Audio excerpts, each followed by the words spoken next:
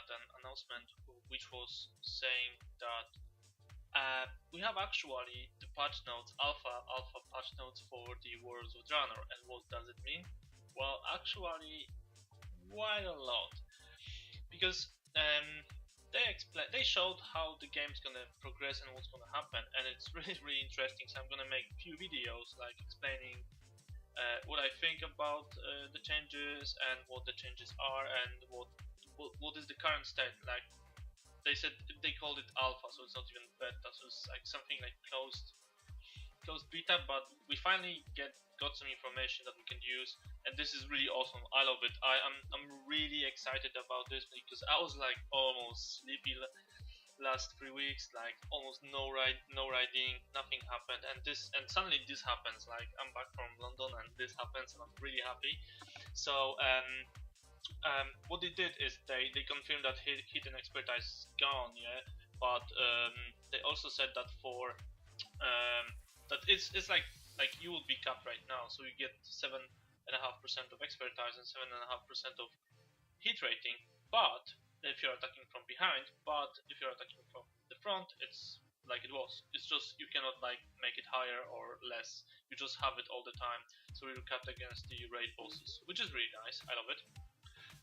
Dual wielding always content will still have the 70% chance to miss, which is okay to balance it a bit, because if it would be like hitting all the time, then they would have to probably like nerf one-handers pretty high. They also balanced, they said they balanced the functionality of agility, strength, and intellect. So, for example, for the tanks, especially agility and strength tanks were different, because agility tanks had immense amount of dodge, which basically dodges the whole hit from the boss. That's amazing. And the strength-based tanks like protection warriors and protection paladins had a lot of parry, and parry basically works like this: that you get 50% of the hit, so it's slightly less effective. But I'm gonna talk about it in a moment. So that was the first bit, and I was like, wow, that's pretty cool. I like it. They also said that they changing how the healing works, so you're gonna have like the heal effectiveness, healing effective skills and healing throughput skills. So we're gonna see how it's gonna pan out, because they actually removed like almost all of the spells that were regaining mana for the healers, like Innervate for the druid, Hymn of Hope for the priest, and all this stuff. But it's also quite strange how they did it, because for example, I'm gonna do the video on the healing after this one. But for example, with the druid, they said that rejuvenation will be the heal effective like a skill with reduced the global cooldown and all this stuff, which is basically probably a spammable thing, which is pretty crazy, because that's back to the Wrath of the Lich King, where the druid was just amazing, because he could spam rejuvenation, and rejuvenation was hitting for a lot.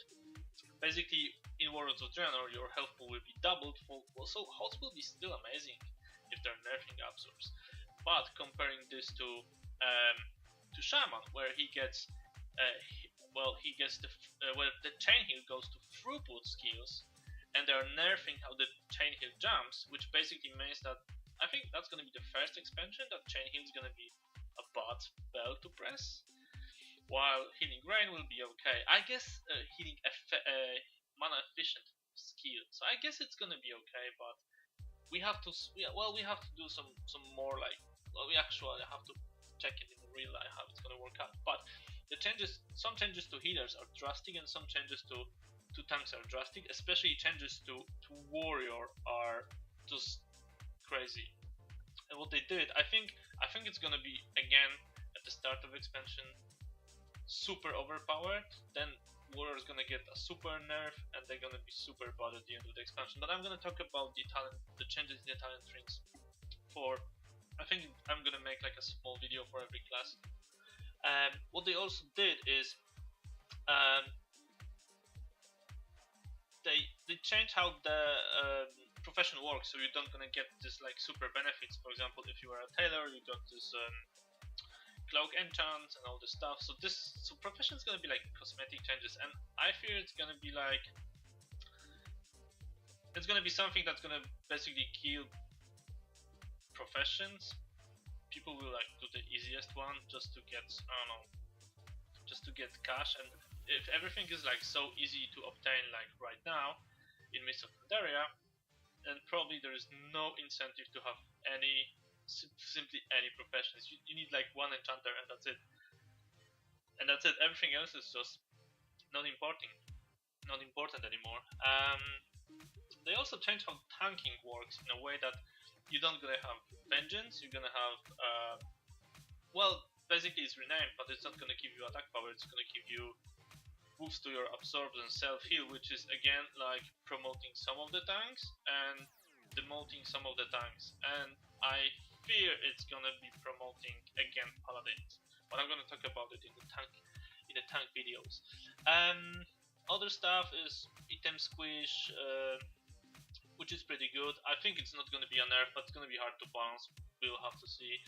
Another thing is like we're going to get 10 more levels, which was quite obvious. We're going to get garnisons. We don't really know what garnisons will be and how it's going to work. Maybe this will be the way to obtain all your gear.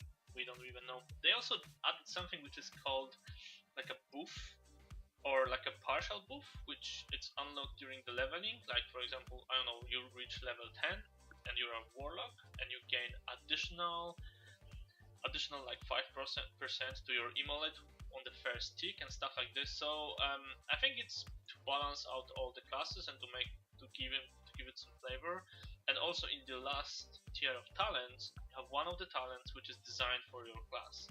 I'm gonna talk about it in like the class videos. So I hope you enjoyed this and thank you for watching.